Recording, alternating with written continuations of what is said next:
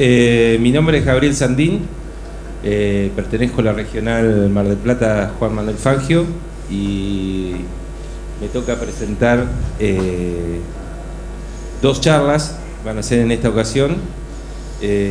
La primera es ¿cuánto nos cuesta la erosión?, que está a cargo de Gustavo Francisco Esmoris, es ingeniero agrónomo, miembro APRESID de la regional Altagracia en la provincia de Córdoba, profesor adjunto de la Cátedra de Manejo de Suelo de la Facultad de Agronomía de la Universidad de Córdoba, coordinador de área de consolidación, planificación y manejo de cuencas hidrográficas pertenecientes a la currícula de grado de la misma carrera, técnico asesor privado en proyectos de conservación de suelos y presidente del Consorcio de Conservación de Suelo de Paso de Pura. La siguiente charla es Maíces en la tranquera del desierto, que va a estar a cargo de Gabriel Marcialetti y Mariano Moro. Gabriel Marcialetti es ingeniero agrónomo recibido en la Universidad Nacional del Sur, productor agropecuario, asesor y contratista rural. Participa en Aula APRESID y en el equipo REN. Y Mariano Moro es ingeniero agrónomo, se recibió en la Universidad Nacional de La Plata, trabaja en Carué, trabaja de asesor de productores agrícolas y ganaderos, tiene una empresa de monitoreo de cultivos y ensayos que se llama La Medidora SRL, alquila y siembra campos y es ATR de la regional Guaminí-Carué de APRESID. Bueno, vamos a tomar 20 minutos para cada una de las charlas y como después hay un break, por ahí lo vamos a poder extender a este, que es un taller bastante extenso para poder hacer la charla a los dos grupos de disertantes. Bueno, buenas tardes, el tiempo es un poco tirano, así que vamos a tratar de ir lo más rápido posible. Antes que nada, bueno, quiero agradecer a los organizadores de este congreso, permitirme la posibilidad de participar en este taller, siempre es bueno tratar de transmitir algunas experiencias que uno tiene después de algunos años de trabajar en lo que es conservación de suelo. El título de la charla que puse es, bueno, ¿cuánto nos cuesta la erosión hídrica? En realidad podríamos cambiar la pregunta, es decir, ¿cuánto nos cuesta a los productores en términos de productividad no hacer obras de conservación de suelo? El objetivo de esta charla es contarles la experiencia a través de mediciones de larga data que hemos hecho el grupo de conservación de suelo de la Cátedra de Manejo de Suelo de la Facultad, midiendo durante más de 20 años escorrentía y rendimiento con el fin de evaluar una práctica de conservación de suelos y de control de erosión hídrica que son las terrazas cultivables de desagüe. Es una práctica que empezó en la década, fines de la década del 80, pero que recién ahora se está extendiendo como técnica de control. No había información en el país con respecto a la eficiencia de esas prácticas, así que nos consideramos que era útil en esa época empezar a medir su eficiencia. Esto lo comenzamos a hacer en un campo que está situado a 20 kilómetros al sur de la ciudad de Córdoba. Este campo forma parte de una gran región que está ubicada al este de las sierras de Córdoba. Es una pampa elevada que se caracteriza fundamentalmente por precipitaciones que son escasas, nunca llegan las precipitaciones a ser suficientes para que los cultivos alcancen su máximo potencial. Por otro lado, son concentradas en el periodo estival. Esto sumado a pendientes largas de diferente grado y suelos de baja estabilidad estructural hace que gran parte de esas precipitaciones escasas escurran y no queden disponibles para los cultivos. Estas imágenes son bastante habituales en la época de lluvia, donde se generan escurrimientos importantes, esos escurrimientos arrastran suelo y posteriormente el daño queda. Bueno, esta problemática nos llevó hace muchos años a decir, bueno, tenemos que buscar una alternativa de producción, una técnica que nos permita producir siendo más eficiente en lo que es la conservación del suelo y el agua. Y en ese momento vimos como una alternativa válida trabajar sobre las terrazas de desagüe cultivables. Para los que no están familiarizados con estos, son bordos que se construyen perpendicular a la pendiente general del lote, con la finalidad que intercepten el escurrimiento y lo conduzcan en forma controlada y con baja velocidad hacia canales de desagüe empastados que después lo van a sacar del suelo, es decir, retener los escurrimientos y ordenarlos. Acá podemos ver unas terrazas que construimos allá por principio de la década del 90. En esa época todavía la siembra directa no estaba prácticamente en el país implementada. Y bueno, para que tengan una idea, fíjense cómo estas terrazas, en un lote que estaba ya refinado y preparado para la siembra, cayó una lluvia muy intensa, volamos como para sacar una foto, y fíjense cómo esas terrazas interceptan el escurrimiento y van desagotando lentamente esa agua hacia canales empastados. Esta foto fue, como le digo, fue tomada en el 93, después de 18 años, en el 2011, ya con la posibilidad de Google Earth, sacamos una foto del mismo lote, y fíjense cómo ya las cicatrices de estas líneas de escurrimiento se habían borrado. Como ven, es una técnica que no se puede reproducir en ensayos de parcelas y tiene que ser medida a través de eventos naturales. Por lo tanto, sabíamos en esa época que buscar información que nos resultara realmente confiable implicaba mediciones de larga data. Entonces lo que hicimos es, en ese campo, a un lote lo dividimos en dos, lotes con pendiente del 1,5%. En una parte de ese lote construimos terrazas. Acá se ve la dirección de las terrazas, son terrazas paralelas, todas cultivables, que desagotan el agua hacia un canal de desagüe. Al lado de el otro lote, y en la parte baja de esos lotes construimos aforadores para medir escorrentía. Bueno, ¿qué pasó durante estos años? Esto lo hicimos durante 16 años con monocultivo de soja, y después a partir del 2012 empezamos con rotaciones, maíz, soja, cultivo de servicio. Bien. Este era el aspecto del lote sin terrazas en esa época de monocultivo. Fíjense, esta foto es de 2007, nosotros empezamos en el 96 a medir escurrimiento, y vean como ya después de 10 años se ven claramente los problemas de erosión en surcos, erosión laminar, incluso en épocas donde ya la soja que siempre sembró durante todos esos años cortando la pendiente, caían lluvias muy intensas, como se veía la erosión laminar y el arrastre de suelo a través de los surcos. Bien, esta diferencia es cómo se vieron en lo que es escorrentía. Acá les puse... acá por el contrario vamos a ver el lote con terrazas. Fíjense que a pesar de que la cobertura era muy mala, lógico, muchos años de monocultivo, sin embargo no se ve en ninguna parte de los lotes cicatrices de la erosión, ni siquiera rastros de escorrentía. Bien.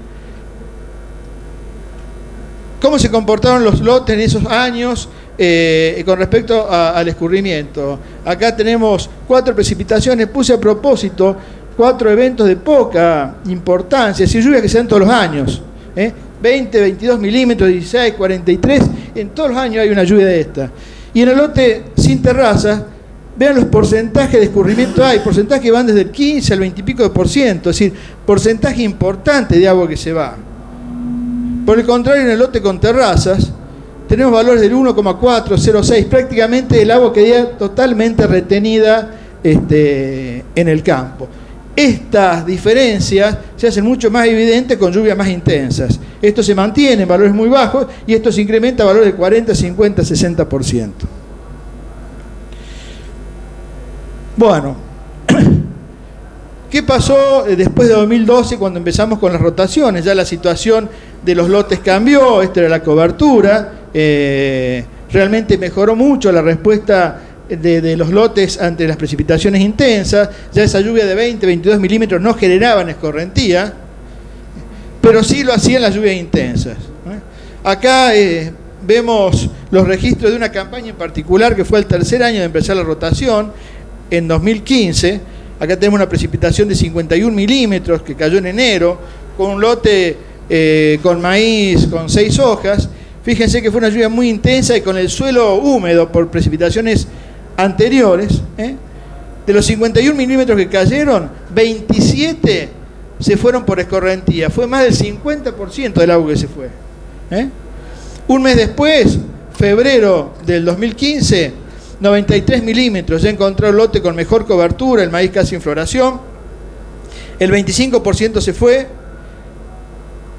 El 27% del agua se fue y se perdieron 25 milímetros. Si vemos los que son comparativamente los registros de escurrimiento en lote con terraza, acá tenemos el 2%, el 1,6%. Fíjense cómo en diferentes situaciones de manejo de suelo, la diferencia de escorrentía no estamos hablando de un 50% menos, estamos hablando de una relación de 20 a 1. Es decir, prácticamente el agua no se fue del lote. ¿Qué diferencia hubo? Como les comenté anteriormente, entramos en una buena rotación, el comportamiento del suelo mejoró, ya no escurría agua con pocas precipitaciones, pero cuando escurría, esas diferencias se mantenían. En cuanto a erosión, ¿qué pasaba? Y el agua salía mucho más limpia que en la condición anterior, pero el agua se perdía.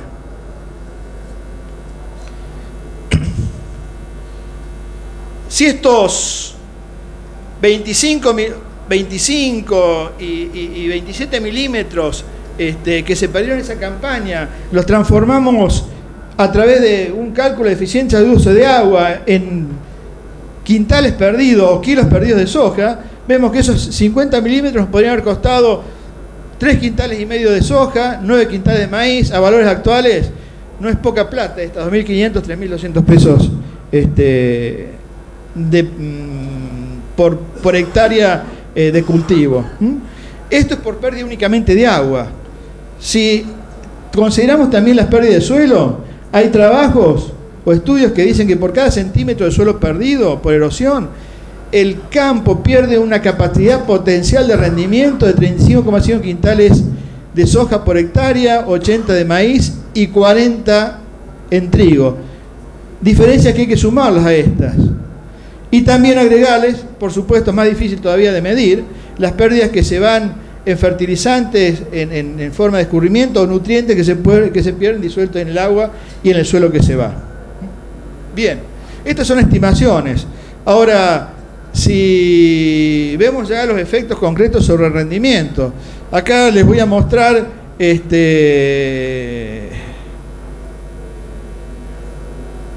ese periodo de 16 años de monocultivo de soja, les voy a mostrar 5 campañas. Estas campañas, donde hubo una disponibilidad medianamente normal de agua durante el ciclo de cultivo, en este caso se ve que las diferencias, no digo que no son importantes, pero son muchos menores a estos años que realmente fueron muy pobres en escorrimiento. Fue una sequía que duró varios años. Fíjense que acá en esta campaña en particular prácticamente duplica el rendimiento del lote con terraza. Después me voy a detener un poco para que vean cómo se veían los lotes en ese momento. Acá en estos años, a partir del 2012, empezamos con maíz. Esta campaña fue la primera de maíz. Igual hay diferencias significativas. Y terminamos este año, donde fue un año muy seco. Y fíjense que en este año las lluvias fueron escasas pero muy mansas. Es decir, en ninguno de los lotes escurrió agua. Y por lo tanto acá las diferencias se achican un poco. En particular quiero mostrarles esta campaña. Fíjense la diferencia de rendimiento. Estamos hablando de la época de monocultivo de soja. Cómo se veían el cultivo en los dos lotes. Fíjense, el lote sin terraza, una variabilidad espacial muy grande del cultivo, soja que no alcanzó a cubrir el surco. La distribución del desarrollo de las plantas tenía mucho que ver con la zona de acumulación de agua en el lote por diferencia de relieve. Por el contrario, en el lote terraceado, la soja tuvo mucha mayor disponibilidad de agua. Acá fue un año seco, pero con lluvias intensas que algo escurrió. Esta otra visión del mismo lote. Fíjense, acá es un canal, un surco, donde acá se acumuló un poquito del agua, se desarrolló más la soja. Acá prácticamente no crecía. Esta diferencia de desarrollo y una diferencia incluso en longitud del ciclo de la soja marcó esa diferencia tan importante. Bueno, todas estas mediciones a lo largo de estos años nos hicieron ver que realmente esta técnica de las terrazas de desagüe es muy eficiente en lo que es la conservación del agua. Ahora bien, si esto la integramos dentro de un plan de manejo del suelo a nivel de cuenca, vamos a poder no solo bajar drásticamente las escorrentías, sino ordenarlas. Esto significa que los caminos ya no van a ser, como ocurren ahora en gran parte de esas cuencas, canales de desagüe. Los caminos no sirven como canales de desagüe, se rompen, se anegan, después de una lluvia incomunican la zona. Fíjense los daños que genera esto. Como experiencia personal, yo formo parte de un consorcio caminero. En el 2017, el 60% del presupuesto en arreglo de caminos fue para arreglar roturas de lluvia. Y esas roturas de lluvia iban a durar ¿hasta cuándo? Y hasta la próxima lluvia intensa, que podía ser la semana que viene o dentro de 2 años, no lo sabemos. Y por supuesto esta agua que escurre termina en los bajos. Y si hay poblaciones, se genera otro daño aún mayor, que son las inundaciones de poblaciones. Esta es la inundación de Hernando, pero tenemos ejemplos de Losada, Oncativo, General Cabrera, ciudades que han sido inundadas ante eventos muy importantes. En definitiva, y creo que estoy más o menos a tiempo con lo planificado, la idea o el mensaje que quiero transmitir en esta charla es que hay técnicas probadas para conservar el agua y el suelo que pueden disminuir en forma significativa los escurrimientos. Que ser eficiente en el manejo del agua, del suelo es rentable, ya lo vimos en la diferencia de rendimiento, y debe estar en la agenda de todo productor que trabaje en zonas con pendiente. Tan importante como la elección de la semilla o un buen control de malezas. Y por último, yendo un poco tranqueras afuera, la solución del ordenamiento hidrológico de cuenca pasa fundamentalmente por el manejo eficiente del agua en el suelo. Por el manejo eficiente del agua de los productores, no en la obra pública, pues si no estabilizamos las cuencas nunca vamos a poder regular escurrimiento. Y creo que es una doble ganancia, ganancia para el bien público y ganancia para el bien privado. Bueno, esto es todo.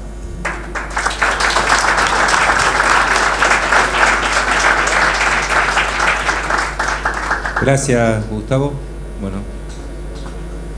ahora Gabriel y Mariano nos cuentan su experiencia con maíces en la tranquera del desierto. No está la... Sí.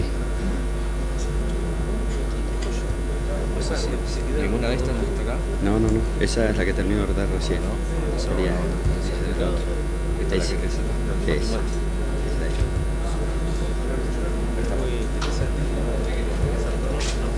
Para el...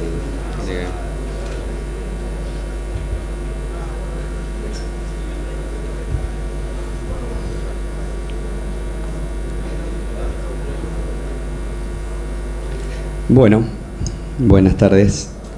Vamos a pasar de los excesos de agua a la falta de agua. Un poquito la idea era poner algo así para empezar.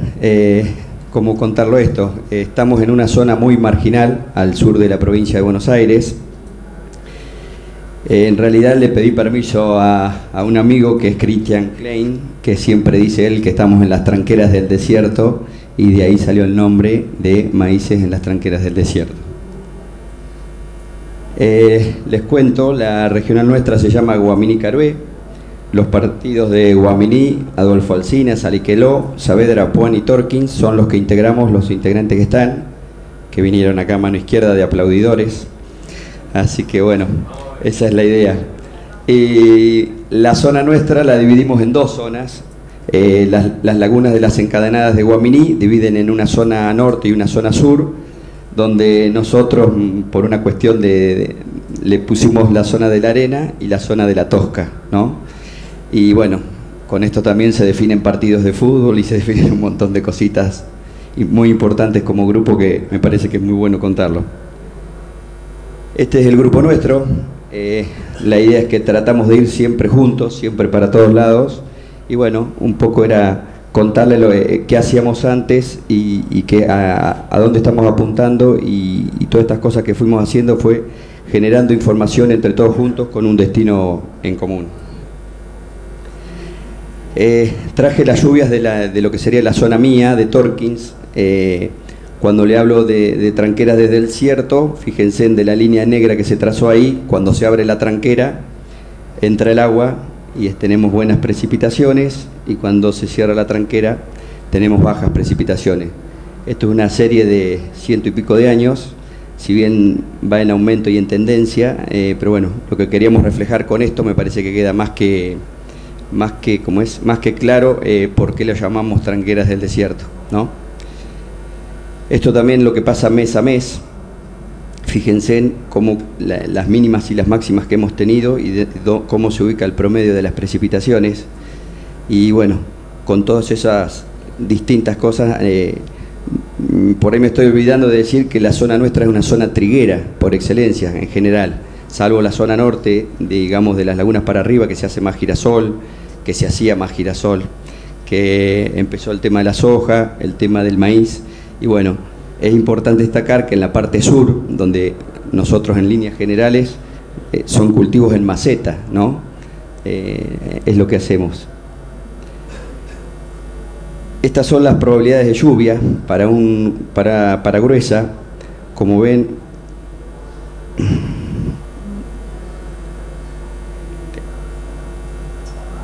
me mató la tecnología.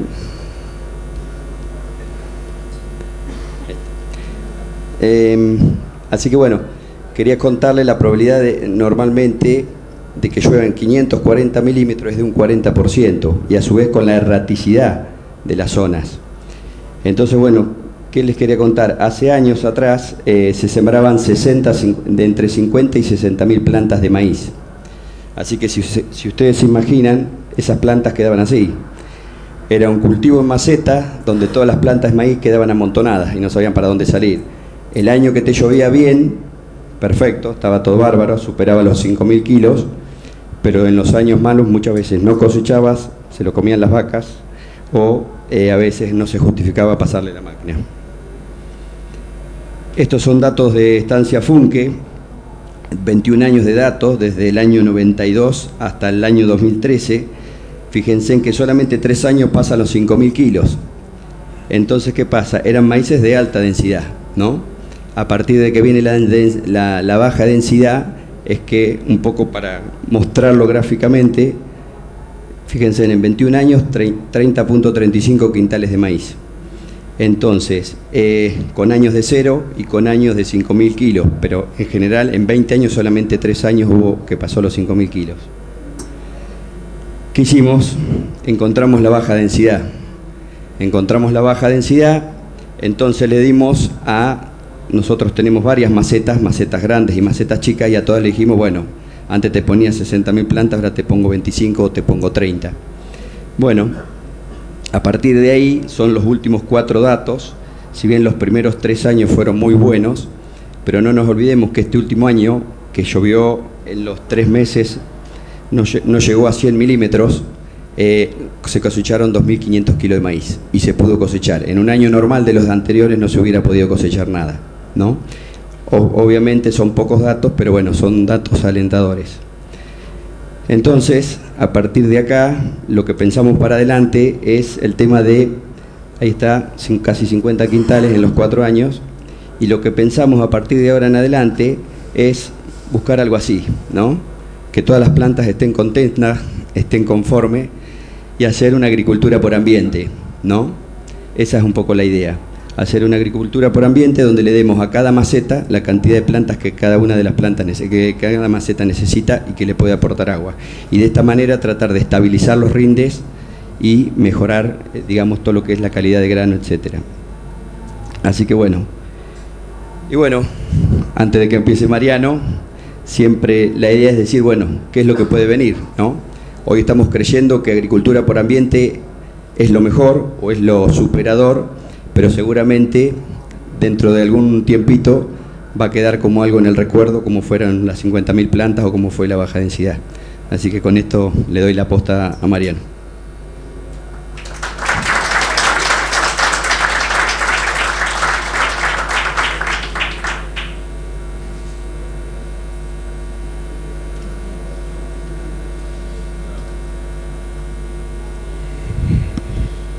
Bueno, yo lo que voy a tratar de hacer, sin calculadora, que es difícil, tratar de ponerle números a lo que Gabriel decía en cuanto a cómo ajustar que cada plantita esté cómoda dentro de su maceta.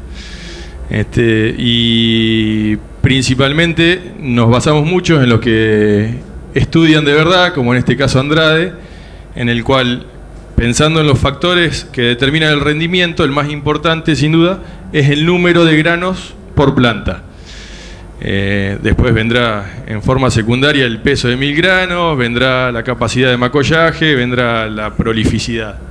Pero que algunas plantas compensan con un factor, otros con otro, pero no es que el prolífico es el mejor o el de peso de 1000 es el mejor, sino que eso depende de cada híbrido. Es la tasa de crecimiento de los cultivos. En la medida que el cultivo crece más, sea porque tiene más humedad, más nutrientes, más luz, emite mayor cantidad de números por espiga. Esta es la primera espiga y esta es la segunda espiga. Entonces, en la medida que el cultivo tiene más recurso, va compensando de distintas formas. Incluso una planta, un macollo principal de un maíz podrá tener capacidad de generar 1000 granos con una segunda o hasta posiblemente una tercera espiga. Después vendrá un macollo en algún momento. Lo que nunca tiene posibilidad de compensar es en los años malos, a la falta de recursos. Entonces, por eso en las zonas con una condición climática de lluvia tan heterogénea, con coeficientes de variación de lluvia de mayores al 25%, que es altísimo, o sea, lo que mostraba Gabriel, que un año tranquilamente durante el ciclo del cultivo nos pueden llover 400 o 500 milímetros, hay un gráfico después, un Excel, y también este último año el agua útil para el cultivo fueron de 160 milímetros. 160 milímetros, nosotros en los cultivos, estos siempre son maíces tardíos, ¿no es cierto? Los maíces tardíos tomamos de diciembre a marzo, al 31 de marzo. El cultivo después sigue vivo, pero ya el 31 de marzo está en R4, que es un momento que ya no afecta al rendimiento. Por eso algunos toman hasta abril, nosotros preferimos tomar hasta marzo, a partir de diciembre, más el agua útil que tiene el cultivo, que por ahí en la zona nuestra, según cómo entrega el lote, si viene de un verdeo, si viene de un barbecho de 11 meses, la situación va a ser totalmente distinta. Esta era la teoría y lo que hicimos es tratar de... En realidad, con esto explicábamos lo que veníamos haciendo a campo. Era una forma de buscarle una explicación que coincidía bastante. Y la explicación, el número que le encontramos es que más o menos, para un piso de rendimiento de 3.000 kilos, que acá viene la parte de la cuenta matemática sin calculadora, para un piso de 3.000 kilos que se puede pensar para los ambientes de la Tosca, por ahí en lo que le decimos la arena, los potenciales son totalmente distintos, buscarle un piso por planta que esté alrededor de los 350 granos por planta. Entonces, si tenemos pensamos rinde óptimo de 5 o 6.000 kilos, pero el piso, si el año llega a venir mal, dentro del 20% de menos lluvia, queremos asegurarnos cosechar algo, no caernos por acá, por debajo. Entonces, la densidad, pensamos en 330 granos por planta. Entonces, repito, si para un rinde de 3.000 kilos sería 300 gramos por metro cuadrado. Esos 300 gramos por metro cuadrado, a un peso de 1000, de 300, son 1000 granos. 1000 granos para que cada planta tenga 330 granos, sería 3 plantas por metro cuadrado. No sé si más o menos se entendía. Bueno, en ambientes con mayor potencial, en lugar de 3.000 kilos de piso, se buscará 5.000 kilos. 5.000 kilos son 500 gramos y saquen la cuenta porque ya sin calculadora ya se me quema. Pero siempre, más o menos, en el caso nuestro va, si el piso es de 5.000 kilos, son 50.000 plantas. Si el rinde es de 3.000 kilos, son 30.000 plantas. Si el piso es de 2.000 kilos, serán 20.000 plantas. A esto, que lo teníamos en forma empírica, por lo que vemos en el campo, lo traducimos a buscar ensayos de densidades de distintas zonas, que en definitiva, y después de una noticia que salió hace poquito de los maíces en la Patagonia, no sé si lo han visto, La verdad que siempre pensábamos que en Pergamino o en el sur de Córdoba producían mucho porque era un mundo aparte. Y no, en realidad el sol, la temperatura es bastante similar, lo que nos afecta mucho el tema del agua a nosotros. Entonces, acá, esto es para verlo nomás, distintas localidades, distintas precipitaciones, que la lluvia de diciembre a marzo, más el agua útil a la siembra, distintos híbridos, en este caso se valoran 10 híbridos distintos, en este eran híbridos puntuales. Y de acá, de donde saqué la información, que alguna información, por ejemplo, nos compartieron otras regionales como Bahía Blanca, la gente de Tandil también. Tenemos información del Ministerio de Asuntos Agrarios, que ahora creo que no se llama más así, de la provincia de Buenos Aires, datos propios de la regional nuestra, que llevado a gráfico vendría a ser este gráfico. Cuando los ambientes son muy buenos, sin duda que las plantas llegan a producir 1000 granos por planta, pero tiene un techo. Sí, se puede sacar 11.000 kilos con 30.000 plantas, pero a costa de una eficiencia, perdón que no les mostré, acá lo que le sacamos es la eficiencia de uso del agua, o sea, por cada milímetro caído, cuántos granos nos genera.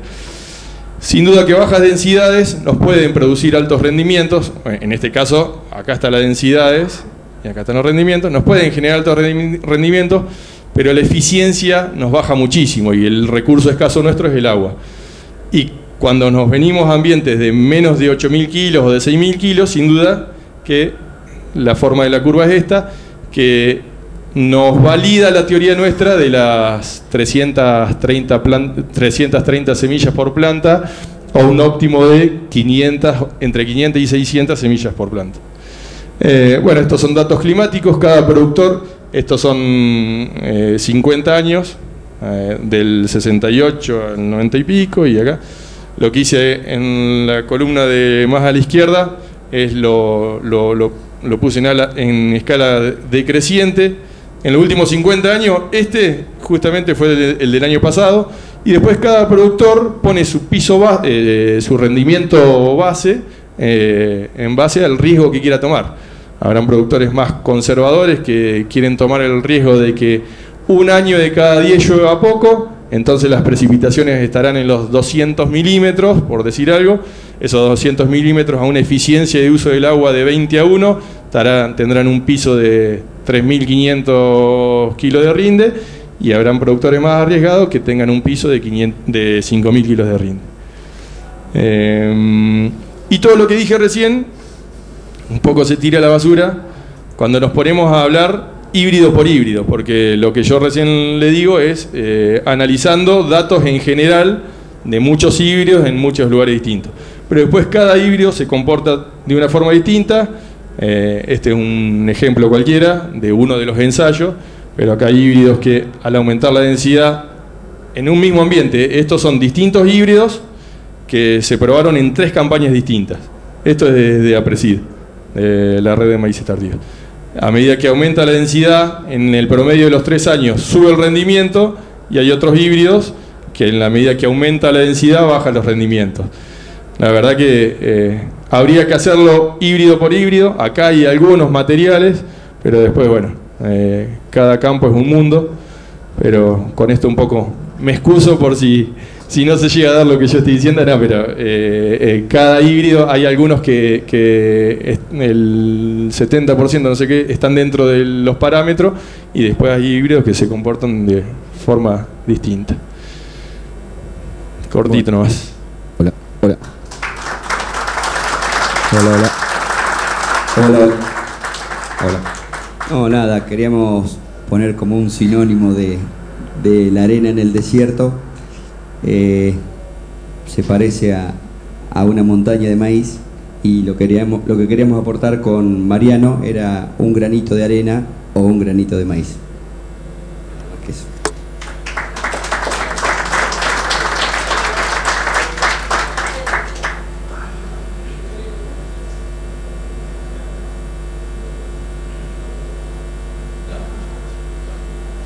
Bueno, al final anduvieron bárbaro con el tiempo los dos.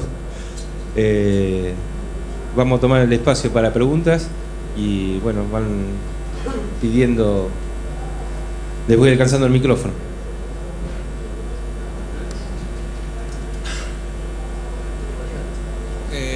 Para la primera presentación, hacer una consulta, lo lógico es que se siembra en el sentido de las terrazas, pero muchas veces por la forma de los campos operativos se pasan las terrazas perpendidas, o sea, se las cruza por arriba. Si está medido cuánto baja esa eficiencia de captación de agua, digamos, que es una pregunta muy frecuente en campos difíciles, y si usa el criterio práctico de maquinaria o hacer lo que se debiera hacer, que es seguir las terrazas, digamos. Bueno, que decía que la relación era de 20-1 de captación de agua, digamos. Sí, no sé si se escucha o no. No sé si se entiende la pregunta. Sí, se entiende. Por lo menos lo que estos datos son en determinadas condiciones, es decir, son terrazas paralelas con un determinado intervalo, un espaciamiento entre terraza y terraza conveniente del 1%. En esas condiciones son los datos que hemos tenido. De todas maneras, tenemos experiencia que realmente las terrazas son eficientes. Concretamente a lo que vos decís o planteás, primero nosotros iniciamos esta práctica pensando en conservar el suelo. Después vimos que en realidad era muy importante no solo conservar el suelo, sino lograr una distribución homogénea del agua en el suelo, para que hubiera un perfil medianamente parejo en todo el lote. En ese sentido, siempre tratamos de sembrar en el sentido de las terrazas. ¿Cuál es la razón de esto? Que cada surco o cada línea de siembra constituye un pequeño microembalse que hace que el agua se frene más en la escorrentía. Entonces, por lo tanto, tiene que ver también la dirección de siembra y también tiene que ver el distanciamiento entre terrazas. Yo ahora creo que es más importante hacer terrazas de menor envergadura, pero más cerca, de forma tal de lograr una mayor homogeneidad del agua en el lote. Esa pregunta que decís vos, muchos la hacen, incluso ha habido casos de productores, incluso campos que se arriendan, que dijeron, bueno, yo no quiero hacer terraza, o a mí no me pongan terraza porque yo no pienso demorar más la siembra con todo lo que significa las nervias que me dejan las terrazas en el lote. Entonces, bueno, se hacen terrazas más suaves, que se pueden sembrar en cualquier dirección. De todas maneras, siempre es una balanza de cosas positivas y negativas. Si ustedes me dicen qué hacer, yo prefiero hacer, en la medida que el relieve lo permita, hacer terrazas paralelas. Y esas terrazas sembradas en la dirección que van.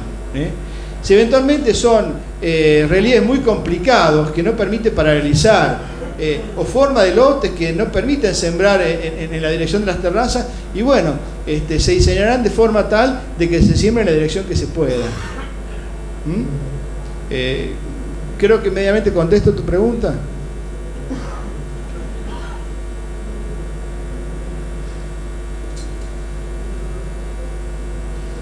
También para la charla de erosión, por lo que alcanzamos a ver, o lo que yo alcancé a entender, complementaste ahí como tres prácticas: siembra directa, terrazas y rotaciones, una rotación bastante simple, y la eficiencia en el aprovechamiento del agua se multiplicó por 20, aumentó muchísimo.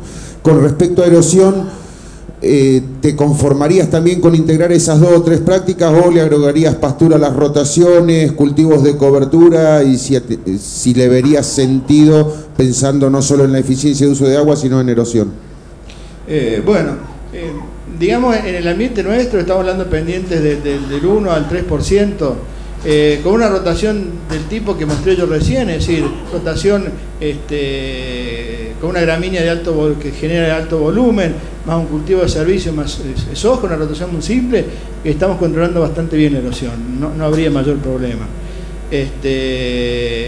Pero sí hay que empezar por lo más simple, es decir, si en un campo con una buena práctica de rotación, ¿alcanza? Bien. Si no alcanza, sumemos una práctica que complejiza más, que son las terrazas. Ahora, bien, por otro lado, nosotros hemos visto que, bueno, el agua, en lluvias intensas, el agua igual se va. Entonces, si tratamos de ser eficientes, en campos, yo he visto daño por escurrimiento, en campos con rotaciones con pendiente del 0,6%. Y vemos que el agua se va. Entonces, creo que en zonas con pendiente, las terrazas es una muy buena herramienta para ser eficiente en la captación y conservación del agua. Pero debe, por supuesto, complementarse con una mejora de la condición física del suelo que está dada por las rotaciones. Si tenemos campos ganaderos, bueno, rotaremos. Pero la experiencia que tenemos nosotros en campos con esa pendiente, que con una buena rotación agrícola, el control de erosión es contundente. Mariano, ¿hiciste alguna no puedo hablar. Fecha de siembra y densidad, ¿hiciste algún trabajo sobre qué variaba más? Si era la densidad dentro de densidades bajas, o la fecha de siembra te influía más que la variación de densidad. No. Perdón.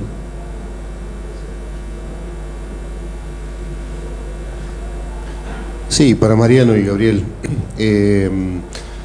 No, bueno, entendí que son todos maíces tardíos, manejan densidades y también el tema de ambientación.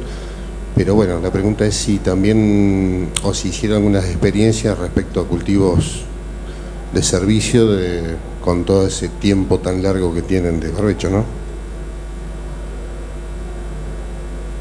Yo primero, tiempo largo de barbecho hay en algunas situaciones, que son las más extremas, cuando vas de fina a maíz tardío, que son 11 meses, y después tenemos otras situaciones que casi que no tenés barbecho porque vas de un verdeo al maíz. Pero particularmente no tengo experiencia en cultivo de servicio. Ahora la regional está dentro de la red de maíces, dentro de la red de cultivo de servicio, pero todavía no estamos teniendo información. Pero Gaby, no sé vos. Como para completar lo de Mariano, se está trabajando, recién se empezó, nos integramos este año. Normalmente los problemas que teníamos cuando íbamos de trigo a maíz, ¿no? En general, cuando salís de maíz, se suele salir a girasol, cuando se puede. Y bueno, la idea, vos lo conocés muy bien, el problema de la rama negra. Con respecto a eso, bueno, se está trabajando con cultivo de servicio. No nos tenemos que olvidar que venimos de 4 o 5 años de, digamos, salvo este verano, que fue muy malo. El resto en general fueron años muy buenos y es muy probable que nos dé los tiempos entre el secado. O sea, vamos a empezar a trabajar mucho en la época de secado, porque creo que esa es la clave del éxito en los campos nuestros, ¿no? Por ahí en la parte más norte, donde están los chicos, en la parte de la arena, por ahí la probabilidad de acumulación de agua es mayor. Nosotros entre 30 a 100, 120 milímetros más de eso no podemos estar acumulando. Y le sumo a nivel campo, por lo menos hoy por hoy los mejores resultados dentro de los campos que yo ando, por lo menos, los barbechos largos son espectaculares. Son 11 meses de mineralización y acumulación de agua, que los maíces son un lujo. Posiblemente desde el punto de vista del balance de carbono no sean para nada lo mejor, posiblemente la vicia o alguna leguminosa no esté pudiendo generar nitrógeno gratis. Los cultivos de cobertura en la zona son, bueno, hay que estudiarlos antes de largarse a la pileta, sin duda. Pero una de las grandes fallas que yo creo que estamos teniendo, que confiamos mucho en la mineralización y hay muchos maíces pálidos a simple vista, que la limitante no es ni el agua ni nada, sino que la falta de nitrógeno. Yo tengo una pregunta para el tema de curva de nivel. ¿Tiene experiencia acá? Sí. ¿Tiene experiencia con curvas de absorción de agua? No canalizar el agua para llevarlo a otro lado. Esa es una pregunta. Y la otra es, ¿has medido agua útil en la zona previo a la siembra de maíz? ¿Cuál es el almacenaje que tenés en 2 metros de suelo? Bueno, yendo a la primera. Se están haciendo algunos ensayos, colegas que están haciendo terrazas a nivel. Yo creo que en zonas como la nuestra, con lluvias muy intensas y medias de 700, 800 milímetros,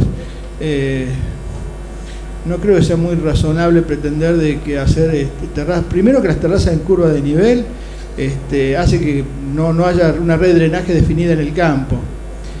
Y cuando alguna lluvia extraordinaria, porque hay lluvias que tienen periodo de recurrencia de 50 a 60 años, para los cuales es imposible hacer curvas de nivel porque tiene que ser una altura desmesurada. Evidentemente en esas lluvias que no sabemos si van a caer el año que viene o dentro de 15 años, pueden ocasionar daños realmente importantes.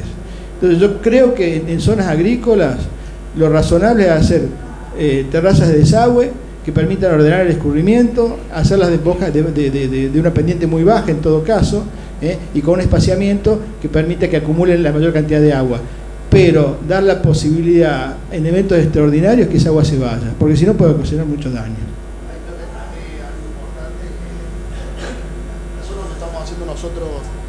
La zona donde estamos haciendo nosotros terraza es muy plana, y la idea es reducir el tamaño de la laguna.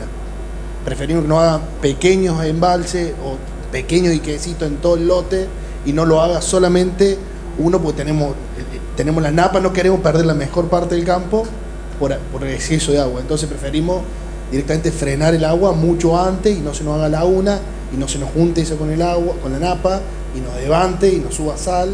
Por eso es otra zona totalmente distinta. Estamos en Labulalle, Ucacha, toda esa zona. Está bien, lo que pasa es que en el caso de ustedes no tiene un problema de erosión, sino un problema de drenaje. Es decir, son ambientes totalmente distintos. Ahí lo que hay que buscar es que el agua salga rápido. Y acá estamos en ambiente que no queremos que el agua quede en el lote. Entonces son problemáticas totalmente diferentes. En ese caso, cuando nosotros queremos que el agua salga, bueno, ya no son terrazas, sino son canales de drenaje. Ya la situación es totalmente diferente, ¿no? Con respecto al agua útil de la siembra, en los lotes arenosos no, que ahí es donde tenemos 2 metros de profundidad. Sin duda que este año particularmente, que ha llovido tan poco en ese periodo, que habrán sido 120 milímetros en promedio, 140 milímetros, hubieron lotes que tuvieron muy buenos rindes por la presencia de napa. Y en la zona de la Tosca, que ahí sí tenemos datos de agua útil, porque en los muestreos de suelo para hacer análisis de nutrientes medimos la humedad. En esos casos ronda entre el 21 y el 24% de humedad, que llevándolo a los 70 centímetros de Tosca serán en los suelos francos nuestros alrededor de 90 milímetros de agua, los lotes que están bien cargados. Y los lotes relativamente profundos de 70 centímetros, los lotes de 50 centímetros y mal cargados con 17% de humedad, ahí capaz que tenemos 30 milímetros de agua útil de la siembra. Igualmente acá hay varios del grupo que por ahí posiblemente ellos tengan medido napa o agua útil en los suelos profundos arenosos. Si quieren hablar.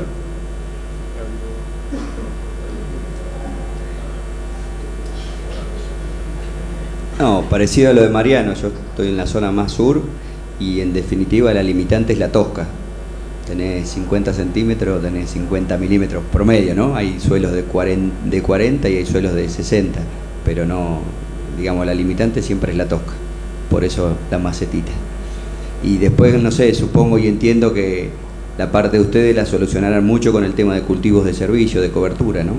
Con el tema de rotaciones y rotaciones y rotaciones. Me parece que no, lamentablemente no quedan muchas opciones en plano. Me estoy metiendo en algo que, pero bueno, es lo que... Bueno, estamos en tiempo. Bueno, muchas gracias. Un aplauso para Luis Santana.